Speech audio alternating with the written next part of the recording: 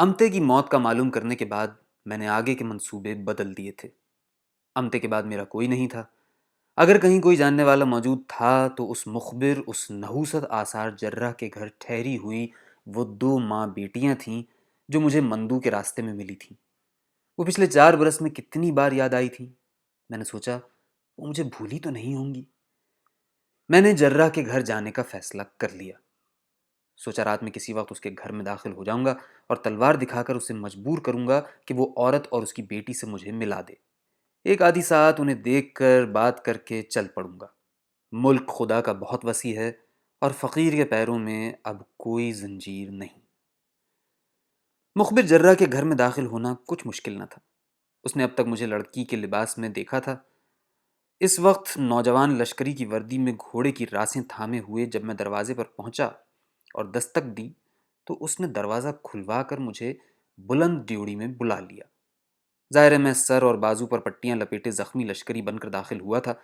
جو آنکھ ہر جگہ میری پہچان کرا دیتی تھی اسے بھی میں نے پٹی سے ڈھک لیا تھا۔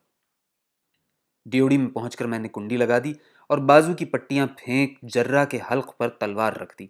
اس کے خادم کو اشارہ کیا کہ وہ دور اس گوشے میں خاموشی سے منہ پر ہاتھ رکھے کھڑا رہے۔ مخبر جرہ سے میں نے کہا 8 برس پہلے میرے چچا کی عورت اور اس کی بیٹیاں گڑھ مندو سے چل کر اس شہر میں آئی تھیں۔ ایک لڑکی زخمی ہو کر چل بسی۔ کسی نے بتایا ہے کہ میرے چچا کی عورت اور اس کی بیٹی تیرے گھر ٹھہری تھی۔ کہاں ہیں وہ؟ جرہ سکون سے میری بات سنتا رہا۔ جب میں کہہ چکا تو مسکراتے ہوئے بولا، دونوں گھر میں ہیں اور عافیت سے ہیں۔ نوجوان، ایک بات بتاؤ، کیا یہ تمہارے شہر کا دستور ہے کہ رشتہ دار کے گھر پہلی بار آتے ہیں تو اس کے گلے پر تلوار رکھتے ہیں؟ رشتہ دار؟ میں نے پوچھا۔ ہاں، تمہاری چچی اب میرے نکاح میں ہے۔ اس حساب سے اگر قریب کا نہیں تو میں تمہارا دور کا چچا تو ہر حال میں ہوا۔ تو نے بزور سے اپنے گھر میں رکھ لیا ہے؟ جرہ مسکرایا، میرے مسلک میں جبر نہیں ہے لڑکے۔ اس نے خوشی سے دین بدلا اور اپنی خواہش سے میرے نکاح میں آئی۔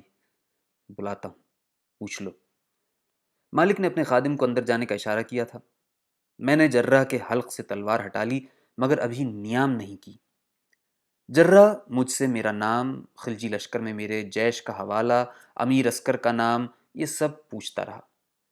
میں خاموش بیٹھا اس کی صورت تکا کیا۔ کچھ ہی دیر میں گجراتی مسلمانوں کے لمبے لباس میں سر ڈھکے اور اپنے بازو اور آدھا چہرہ چادر میں چھپائے نیند کے خمار میں آہستہ آہستہ چلتی ایک گوری چٹی عورت اور اس کے عقب میں گہری نیلی چادر میں لپٹا ایک کشیدہ قامت سایہ کمرے میں داخل ہوا۔ میں نے پہچانا یہ وہی عورت تھی، مگر اس نے مجھے نہیں پہچانا تھا۔ بولی، تو کون ہے؟ مندو میں تو میرا کوئی بھتیجا اس عمر کا نہیں تھا۔ میں نے سر اور چہرے پر بندھی پٹی ہٹا لی اور عورت سے مسکرا کر کہا، تو نے پہلے بھی میرا دیا ہوا شہد لوٹا دیا تھا اور اب میری کہی ہوئی بات جھٹلاتی ہے؟ تو کیسی چچی ہے؟ پہچان کی ایک زبردست لہر آئی اور اس نے اپنے چہرے اور سر پر گرایا ہوا کپڑا کھینچ لیا۔ وہ مسکرا رہی تھی۔ ارے تو ہے؟ توبہ، کتنے برس بعد دیکھا ہے تجھے۔ نیلی چادر میں لپٹے کشیدہ قامت سائے نے ایک قدم آگے لیا تھا۔ میں نے چاندی بجنے کی ہلکی آواز سنی۔ وہی لڑکی ہنسی تھی۔ عورت نے مڑ کر اپنی بیٹی کی طرف دیکھا، بولی، بڑوں کو دیکھ کر سلام کرتے ہیں، ہنستے نہیں۔ اس نے شرمائی لجائی آواز میں کہا، سلام۔ سلامتی ہو۔ میری سمجھ میں نہ آیا کہ اس لڑکی کو کس طرح جواب دوں۔ حیرت اور ایک عجیب طرح کی مسرت نے مجھے گم کر دیا تھا۔ میری منہ بولی چچی مجھ سے کچھ پوچھ رہی تھی، مگر میں اس چھوٹی لڑکی میں جو گڑمندو کے راستے میں ملی تھی اور اس کشیدہ قامت بی بی میں جس کی ہنسی چاندی بجنے جیسی تھی، کوئی ربط قائم نہ کر سکا تھا۔ یہ وہ چھوٹی لڑکی کیسے ہو سکتی ہے جسے میں نے اپنے شہد کے چھتے میں سے حصہ دیا تھا؟ اور تمہاری وہ مغلانی امتے کہاں ہے؟ یہ میری منہ بولی چچی نے پوچھا تھا۔ میں اس کی طرف متوجہ ہو گیا۔ میرے منہ بولے چچا نے، جس کے خلاف میرے دل میں ابھی بے حساب غبار باقی تھا، مجھے خبر دی کہ ملازم نے گھوڑا تھان پر باندھ دیا ہے، اس کو چارہ پانی دیا جا رہا ہے، میں بھی کمر کھول کر آرام سے بیٹھوں، اپنی رشتہ داروں سے باتیں کروں۔ میں دن بھر کا بھوکا پیاسا تھا، ایک آدھی ساعت کے لیے ان لوگوں سے ملنے کا سوچ کر آیا تھا اور اب دسترخوان پر بیٹھا ان کی میزبانی سے فیضیاب ہو رہا تھا۔ ہم لوگ صبح کی اذان ہونے تک بیٹھے باتیں کرتے رہے، جس کے بعد دونوں ماں بیٹی اور جرہ چلے گئے۔ ایک آدھی ساتھ بعد وہ لوٹ کر آئے اور میرے دائیں بائیں بیٹھ گئے۔ جرہ بہت سنجیدہ بلکہ پریشان دکھائی دیتا تھا۔ اس نے آتے ہی توغا مغل کا ذکر چھیڑ دیا، کہنے لگا، تمہاری چچی نے مجھے ابھی یاد دلایا کہ تم وہی شاگرد ہو جسے توغا مغل کی حویلی میں لڑکی بنا کر رکھا جاتا تھا۔ جرہ نے غلام کی جگہ میرے لیے شاگرد کا لفظ استعمال کیا تھا۔ یہ تہذیب کی بات تھی۔ پھر اس نے توغا مغل کے بارے میں وہی کچھ بتایا کہ جو اب مجھ پر کھل چکا تھا۔ اس نے بتایا کہ توغا مغل شاہی خبر رساں تیار کرنے کے لیے ہوشیار، دلیر اور خوبصورت بچے نہ صرف بازار غلامہ سے خریدتا ہے بلکہ بٹماروں، ڈکیتوں اور ایسے تمام مجرموں کی مدد سے کمزور بے سہارا قافلوں اور اکیلے دکیلے نکلنے والوں پر حملہ کراتا ہے، اور ملک فرانسیس کا ایک جادوگر ہے، اس سے انہیں تربیت کراتا ہے۔ اس فتنہ پرور کے خفیہ مدرسے میں مخبر اور خبر رساں تیار کیے جاتے ہیں جنہیں سلطان دہلی کو، اس کے امیروں اور حد یہ کہ دشمنوں کو بھی منہ مانگی قیمت پر فروخت کر دیا جاتا ہے۔ کتنی بار توغا مغل نے اپنا اثر و رسوخ استعمال کر کے جراح قاسم علی کو شہر بدر کرانا چاہا، کیونکہ وہ اسے اپنے لیے بہت بڑی رکاوٹ سمجھتا ہے۔ اس پر بارہا حملے کرائے گئے، مگر کچھ تو اس وجہ سے کہ اس پائے کا دوسرا جراح ملک گجرات میں نہیں ہے اور مقامی عمرا اور تاجر اس کی پشت پناہی کرتے ہیں، اور دوسری وجہ یہ کہ قاسم علی ایک بہت بڑی بارگاہ سے وابستہ ہے، تو توغا مغل کے حمایتیوں کی ہمت نہیں پڑتی کہ وہ اس پر بھونڈے پن سے ہاتھ ڈال دیں۔ میں نے پوچھا، قاسم علی کس بارگاہ سے وابستگی ہے تمہاری؟ تو جراح دوزانو ہو بیٹھا۔ اس نے سر پر اپنی کلہ درست کی اور بڑے جذبے سے بولا، میں خواجہ جہاں شیخ زماں سلطان جی حضرت نظام الدین اولیاء مد ظلہ کا غلام ہوں۔ بظاہر دارالخلافہ دلی ان کا پایا تخت ہے، مگر حضرت کی حکمرانی دلوں پر ہے۔ میں نے اس بزرگ کا نام سن رکھا تھا، کہتے ہیں خلجی علاؤ الدین بھی بہت احترام کرتا ہے۔ قاسم علی جراح کو یہ خوف تھا کہ توغا مغل اور اس کے حامیوں کے جاسوس، کیونکہ دن رات اس کے گھر کی نگرانی کرتے ہیں، آدھی رات کو آنے والے مجھ زخمی لشکری کے صبح تک رکنے کی خبر ان مخالفوں تک ضرور پہنچ گئی ہوگی۔ میرے فرار کی خبر اور قاسم علی کی نگرانی کرنے والوں کی اطلاع، یہ دونوں خبریں مل کر توغا مغل کے سامنے پوری تصویر بنا دیں گے۔ توغا ملعون تربیت گاہ سے بھاگے ہوئے اپنے اس زر خرید غلام کو جراح کے گھر سے گرفتار کر کے گویا ایک تیر سے دو شکار کر لے گا۔ میں نے اپنی 4 سالہ تربیت، اپنے بھائی حسن خان سے ملاقات اور بھائی کے ہاتھوں ملک فرانسیس کے شیطان کے قتل کی تمام روداد قاسم جراح اور اپنی منہ بولی چچی کو سنا دی۔ قاسم علی نے کہا، گجرات ہمارا مدفن بن جائے گا، دلی چلو۔ اور ایک سال کی مختصر مدت میں قاسم جراح، اس کی بیوی، جراح کا گھر چھوڑ دلی کی طرف چل پڑے۔ ہم نے نربدا کی وادی سے نہ گزرنے کا فیصلہ کیا تھا، حالانکہ وہاں تیز رفتار سڑک تھی جو اور آباد علاقوں سے گزرتی تھی۔ ہمیں معلوم تھا کہ اس راستے پر ایک دن رات بھی عافیت سے سفر نہ کر سکیں گے کہ شاہی کارندوں کے ساتھ توغا مغل ہم پر آ پڑے گا۔ اس لیے ہم نے راجپوت علاقوں سے گزرتے ہوئے دارالخلافہ پہنچنے کا فیصلہ کیا۔ برسات کے دن تھے، مگر علاقہ کہیں پتھریلا کہیں ریگستانی تھا اور ہرا ہو رہا تھا، اس لیے ہماری بیل گاڑیوں، گھوڑوں کو رستہ طے کرنا آسان ہو گیا۔ بارش نے سوئی ہوئی مٹی کو ایسا جگا دیا تھا کہ زمین زاد کسان خوب نہال ہو رہے تھے۔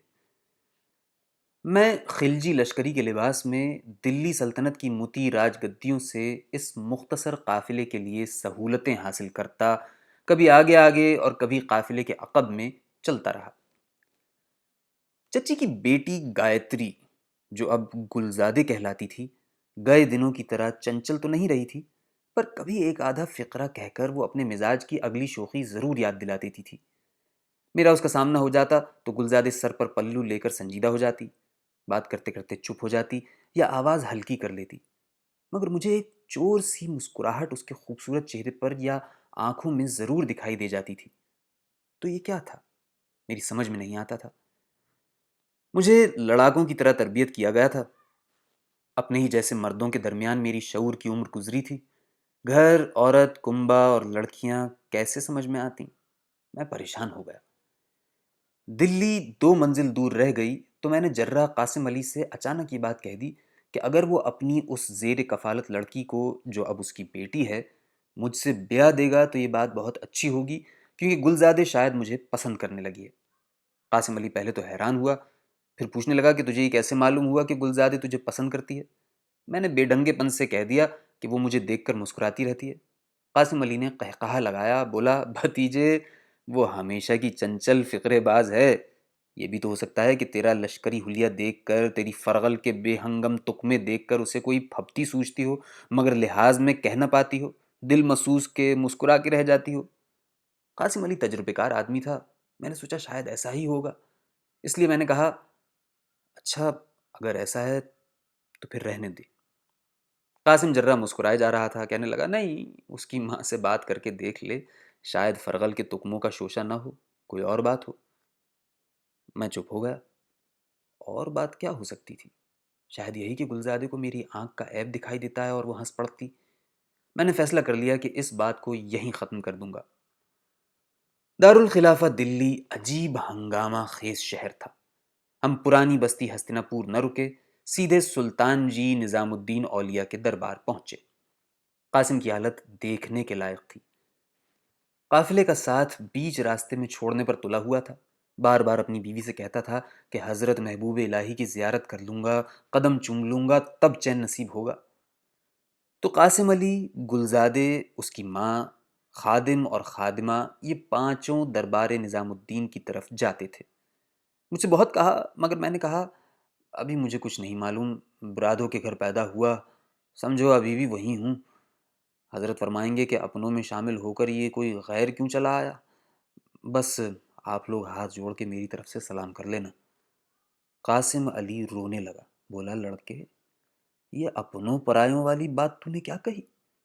میرے حضرت تو مولا کے پیاروں، اس کے عاشقوں میں سے ہیں، خالق کے ساتھ ساری خلقت مخلوق کو دل میں بسائے ہوئے ہیں، ان کے گھر پرایا کون ہوگا؟ سب اپنے ہیں، تو چل تو، کیا خبر ہم سب سے بڑھ کر تیری پذیرائی ہو۔ مگر میں نے ہاتھ باندھ کر کہا ایسے اللہ ولی کی سرکار میں نہا دھو کر جانا اچھا ہوتا ہے، میں ابھی خود کو میل کچیل میٹا لگتا ہوں، کیا کروں، آپ لوگ ہو آؤ۔ نصیبوں کی بات ہوتی ہے، وہاں جانا اس وقت میرے نصیب میں نہ تھا۔ میں قافلے کے جیو جانوروں کو دانہ پانی دینے میں لگا رہا۔ ایک پہر گزر گیا۔ آخر بڑے شور شرابے کے ساتھ ایک زبردست ہجوم کو سڑک پر نکلتے دیکھا۔ ہجوم کے درمیان آگے آگے چاندی کا 2 سینگوں والا نیزہ دور باش چلا آتا تھا۔ دور باش کے بعد 10 قدم تک خالی جگہ تھی، پھر چتر لال اٹھائے 4 وردی پوش خادم آتے تھے۔ یہ لال رنگ کے جھلمل کپڑے کا چھوٹا شامیانہ سا تھا۔ اس چتر لال کے نیچے سر جھکائے پیدل چلتا ہوا ایک بلند قامت خوبصورت جوان، مٹیالے رنگ کے فقیری کپڑے پہنے، درویشوں والی کلاه سر پر رکھے چلا آ رہا تھا۔ اے مالک، راجدھانی میں پہلے ہی دن یہ کیسے بادشاہی سلطانی جلوس کا سامنا ہو گیا؟ یہ دور باش اور چتر لال تو دلی سلطان کی نشانیاں ہیں، تو کیا خود خلجی علاؤالدین حضرت محبوب الہی کے سلام کو آیا ہے؟ پاس کھڑے دلی والے نے بتایا کہ خلجی علاؤالدین کا بڑا بیٹا نیاز مندی ظاہر کرنے آتا ہے تو فقیری جامہ پہن لیتا ہے۔ میں نے پوچھا یہ دور باش اور چتر لال، یہ کون سی درویشی نیاز مندی ہے؟ وہ کہنے لگا باپ نے ولی عہدی کی نشانیاں دی ہیں، ساتھ کیوں نہ رکھے؟ ہاں اتنا ہے کہ حضرت محبوب الہی کے دربار کی حدود سے 100 قدم دور اپنے خدم و حشم کو چھوڑ کے پاپوشیں اتار بھیڑ میں دھکے کھاتا ہوا جاتا ہے، سلام کر کے آ جاتا ہے۔ میں نے دل میں کہا چلو کسی خلجی کی طرف سے اتنا بھی بہت ہے۔ یہ شاہی جلوس سڑک پر چلتے رہنے کی بجائے پیپل کے اس چھتنار کے سامنے ٹھہر گیا جس کے سائے میں ہم نے اپنی گاڑیاں کھولی تھیں، گھوڑے باندھے تھے۔ عجیب بات، پھر میں نے اس سے زیادہ عجیب منظر یہ دیکھا کہ چترلال کے بعد جہاں ولی عہد سلطنت کے مصاحبین اور سردار ہاتھ باندھے چلتے ہیں، قاسم علی بھی سبھوں کے درمیان کھڑا ہے اور دونوں ہاتھوں سے اشارے کرتا مجھے بلا رہا ہے۔ اے مالک، چچا قاسم علی وہاں کیسے پہنچ گیا اور یہ مجھے کس بات کے اشارے کرتا ہے؟ ابھی کچھ سمجھ میں نہیں آیا تھا اور میں گھبرا کر ادھر ادھر دیکھتا تھا کہ پاس کھڑے دلی والے نے بازو سے پکڑ کر مجھے آگے کر دیا اور ملک خضر خان ولی عہد کے 2 خادموں نے مجھے دونوں طرف سے پکڑ کر اپنے آقا کے روبرو پہنچا دیا۔ ولی عہد سلطنت نظریں جھکائے ہوئے تھے۔ مجھے پیشی میں کرنے والے خادموں نے سرگوشی میں کہا علی قدر حضرت والا۔ تو خضر خان نے نگاہ اٹھائی، مجھے دیکھا اور مڑے بغیر چچا قاسم کو مخاطب کیا، قاسم علی، تو یہ ہے تمہارا بھتیجا؟ چچا قاسم علی کی مؤدب آواز آئی، جی بندہ نواز علی قدر حضرت والا۔ کیوں بھائی؟ ولی عہد سلطنت نے براہ راست مجھے مخاطب کیا تھا، ہماری ملازمت کرو گے؟ چچا نے پیچھے سے میری طرف دیکھ کر ہاں کے اشارے میں سر ہلانا شروع کر دیا تھا۔ فوری جواب نہ دینا بے ادبی ہوتی، میری سمجھ میں زیادہ تو کچھ نہیں آ رہا تھا۔ میں نے ہاتھ باندھ کر جیسا کہ دستور ہے عرض کیا، بندگان عالی، اس غلام کی خوش نصیبی۔ ولی عہد خضر خان نے بائیں ہاتھ سے یوں اشارہ کیا جیسے چہرے سے مکھی اڑائی جاتی ہے، اور شہزادے کے ساتھ چتر لال چل پڑا۔ میں منہ کھولے کھڑا تھا کہ چدر کے پیچھے ہاتھ باندھے چلنے والوں میں سے کسی نے بازو سے پکڑ کر کھینچتے ہوئے مجھے مصاحبوں حاضر باشوں کی صف میں شامل کر لیا۔ گرد سے اٹا بے حال لشکری کی ملگجی وردی میں بھی ہاتھ باندھے ولی عہد کے جلوس کے ساتھ چلنے لگا۔ نہ معلوم کس طرح جرہ قاسم علی میرے برابر آ گیا تھا، سرگوشی میں کہنے لگا، شاباش، اسی طرح عرض کیا جاتا ہے، دیکھا میرے مرشد حضرت محبوب الہی نے کیسی پذیرائی کی۔ علی قدر کو خود حکم دیا کہ قاسم کا بھتیجا باہر رہ گیا ہے، ساتھ لے جاؤ، کوئی کام بتاؤ۔ کسی صاحب چتر و دور باش کی ملازمت میرے لیے کون سی مشکل بات تھی؟ سمجھو 8 برس سے زیادہ مدت تک مجھے یہی سکھایا گیا تھا۔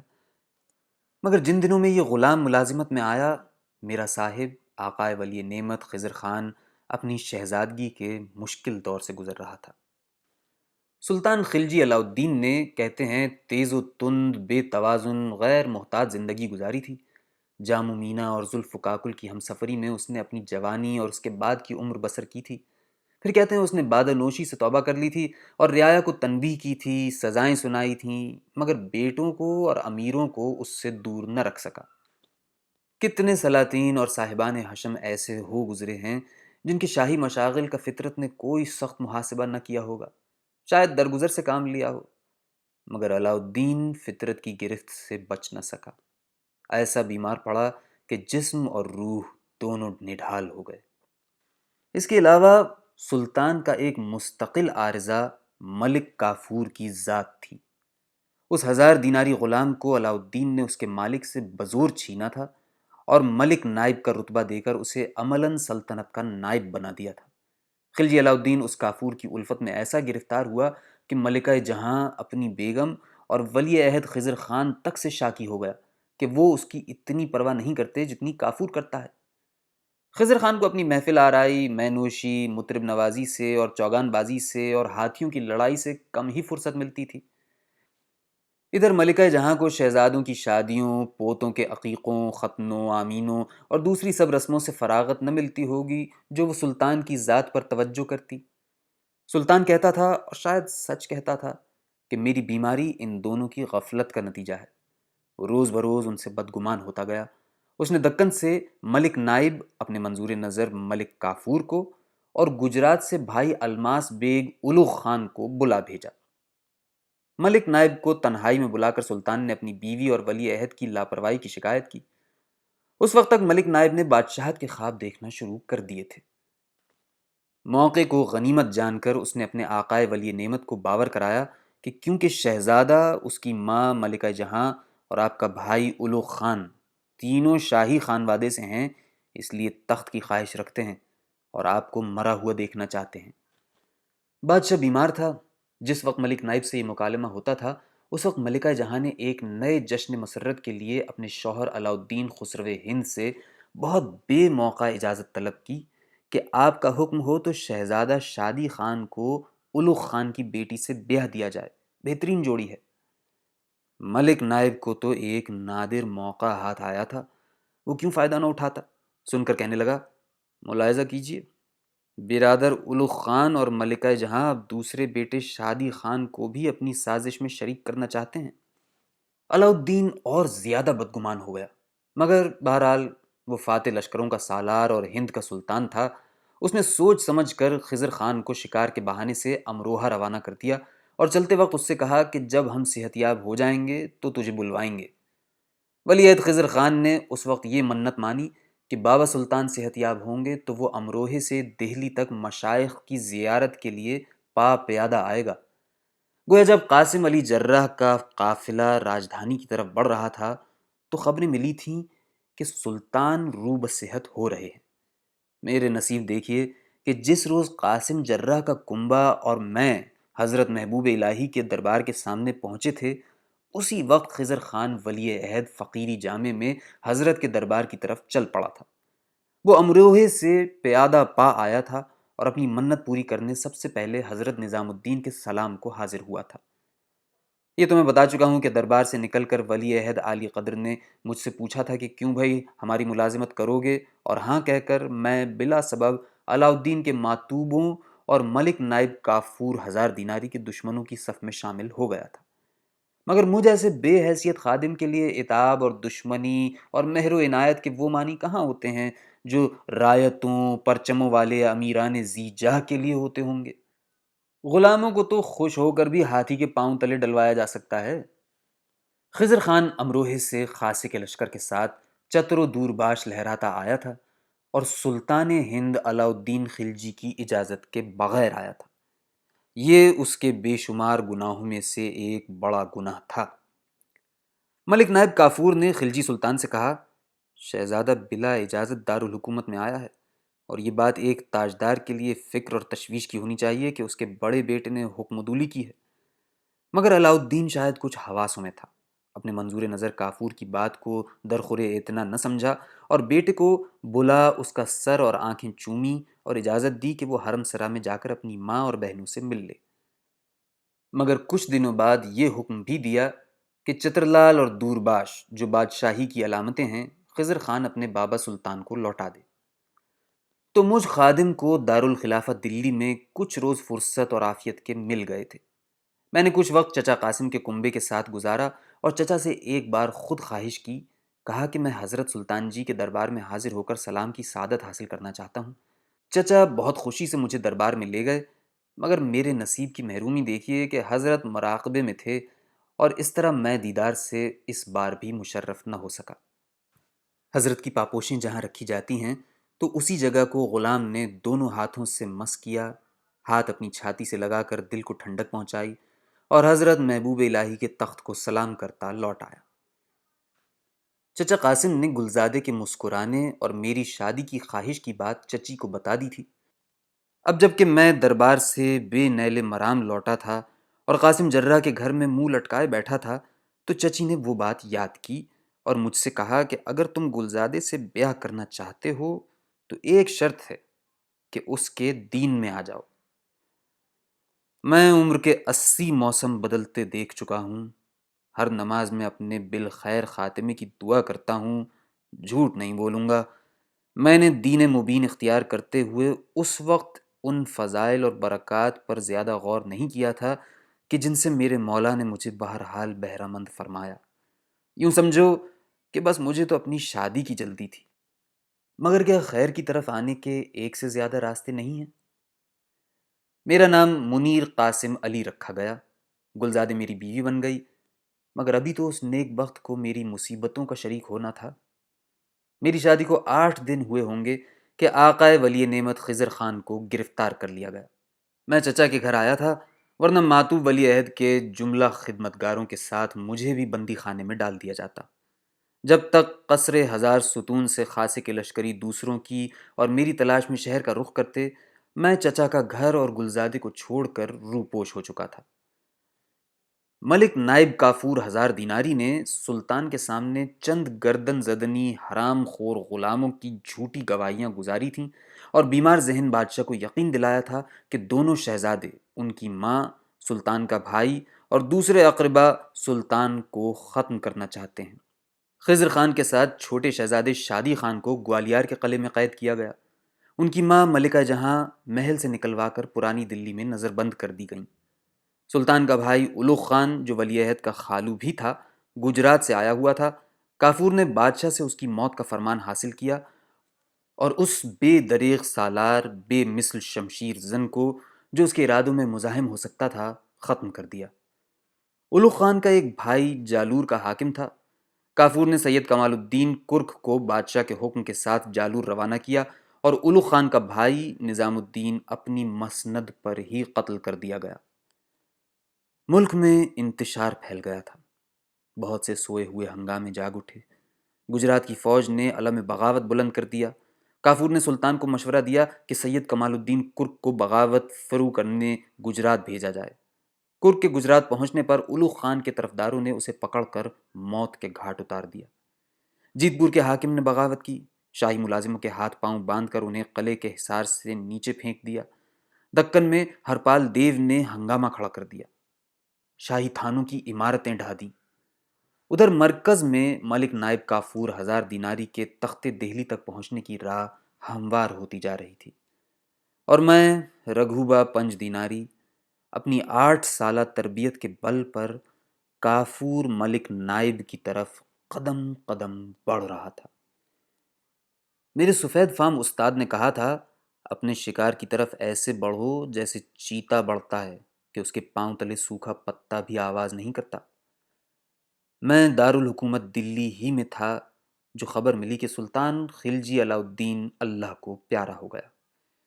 کہنے والوں نے بیٹھکوں، ڈیوڑیوں، دکانوں، سرایوں اور نانبائی کے ٹھیوں تک میں کہنا شروع کر دیا تھا کہ اس منظور نظر دینار زادے، اجلی چمڑی، سبز آنکھوں والے غلام کافور سپولیے نے بادشاہ کو اپنے ہاتھ سے زہر دیا ہے۔ بادشاہ کے انتقال کے دوسرے روز ملک نائب نے امراء اور اراکین سلطنت کو جمع کیا اور بادشاہ کا وصیت نامہ پڑھ کر سنایا، جو کچھ اس طرح تھا کہ میں بڑے بیٹے ملک خضر خان کو اپنی ولی عہدی سے معزول کرتا ہوں اور اس کی جگہ اپنے چھوٹے بیٹے شہاب الدین عمر کو جانشین مقرر کرتا ہوں۔ شہاب الدین عمر نیا سلطان اس وقت 7 برس کا تھا۔ ملک نائب کافور نے شہاب الدین عمر کو تخت دہلی پر بٹھایا اور خود نائب السلطنت بن کر برابر کے تخت پر جا بیٹھا۔ جلوس کے پہلے ہی دن کافور نے ملک اختیار الدین سنبل کو گوالیار بھیجا تاکہ وہ خضر خان اور شادی خان کی آنکھوں میں گرم سلائیاں پھیر دے۔ کہتے ہیں کہ میرا آقا خضر خان یہ حکم سن کر آنکھوں میں آنسو بھر لایا اور مرنے کے لیے تیار ہو گیا۔ ملک نائب کے حکم سے ملکہ جہاں کو قید میں ڈال دیا گیا۔ پھر ملک نائب کافور نے کمسن بادشاہ کی ماں سے نکاح کر لیا، تاہم اس کا مقدر اس کے گرد ریشم کا جال بن رہا تھا۔ علاء الدین کا ایک بیٹا شہزادہ مبارک خان ملک نائب کے لیے آخری رکاوٹ رہ گیا تھا، وہ اسے ختم کرنا یا اندھا کر دینا چاہتا تھا۔ میں نے قصر دربار میں داخل ہونے سے پہلے ملک کافور کے روز کے معمولات معلوم کر لیے۔ پتہ چلا کہ وہ ہر روز تھوڑی دیر کے لیے کمسن بادشاہ کو محل سے قصر 1000 ستون کے بام پر لاتا اور تخت شاہی پر بٹھاتا ہے اور امراء اور ارکان دولت کو حکم دیتا ہے کہ صف در صف ہاتھ باندھے ہوئے سلطان کے سامنے کھڑے رہیں۔ دربار ختم ہو جاتا ہے تو ملک نائب ننھے سلطان کو اندر محل میں اس کی ماں کے پاس بھجوا دیتا ہے اور خود اپنے خیمے میں جو قصر 1000 ستون کے بام پر نصب کیا گیا تھا خواجہ سراؤں کے ساتھ چوسر کھیلنے میں لگ جاتا ہے۔ مجھے منیر قاسم علی رگھوبا کو اپنے شکار تک پہنچنے کے لیے خواجہ سراؤں تک پہنچنا، ان میں گھل مل جانا ضروری تھا۔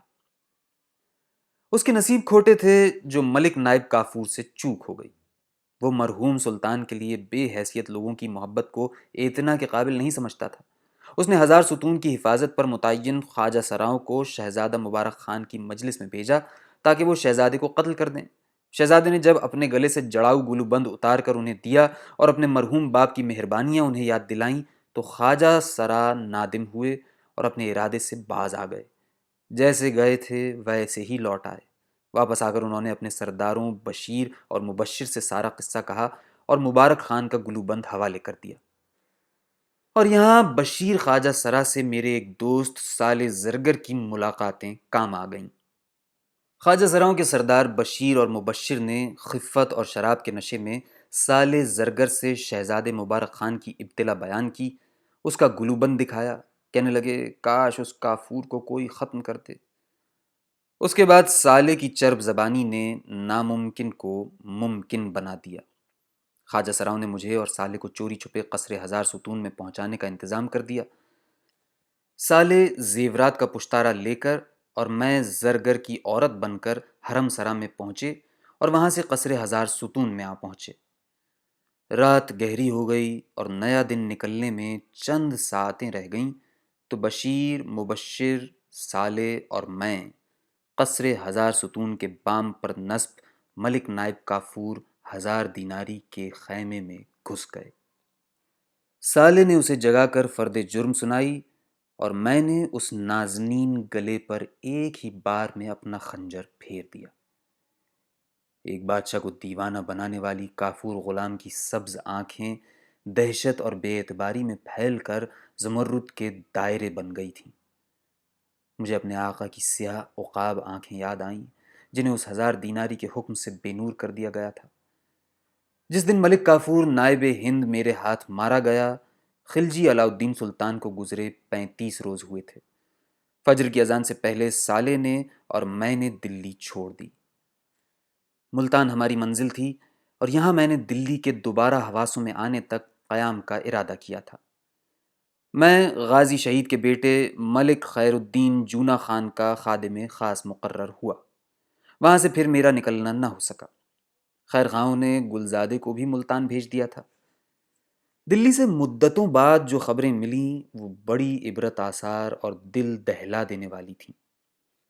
شہزادہ مبارک خان کو آزادی ملی۔ اس نے 2 ماہ تک تو اپنے چھوٹے بھائی شہاب الدین عمر کی نیابت کی، پھر اس کی آنکھوں میں گرم سلائیاں پھروا کر اسے بھی قلعہ گوالیار میں قید کر دیا۔ وہ خود سلطان قطب الدین مبارک شاہ کے نام سے تخت دہلی پر بیٹھا۔ حکم دیا کہ 70,000 قیدیوں کو رہا کیا جائے۔ پھر سنا کہ مبارک شاہ سلطان دہلی نے برادھو قوم کے کسی نو مسلم حسن خان کو خسرو خان کا خطاب دے کر بڑے اعزازات سے نوازا ہے۔ میں سوچ میں پڑ گیا، یہ کہیں اپنا کسم چند حسن خان تو نہیں ہے، میرا اپنا بھائی؟ پتہ چلا یہ شخص کبھی عورتوں کے لباس میں اور زیور پہن کر دربار میں آ جاتا ہے اور بڑی عمر کے آزمودہ سالاروں اور عاملوں سے ٹھٹھول کرتا ہے اور اس طرح سلطان مبارک شاہ کا دل بہلاتا ہے۔ سلطان خود بھی عورتوں کا زیور پہنے دربار میں چلا آتا ہے۔ میں نوشی درباری مشاغل میں سے ایک مشغلہ ہے۔ خسرو خان وہ نو مسلم برادھو سلطان کے مزاج میں اتنا دخیل ہو گیا ہے کہ اس کے ہم قوم جب چاہتے ہیں سلطان وقت کی حضوری میں منہ اٹھائے چلے آتے ہیں۔ شاہی محل میں ارباب نشاط اور بازاری عورتیں آنے جانے لگی ہیں جو سر دربار چوتڑ کھول کے تھرکتی ہیں۔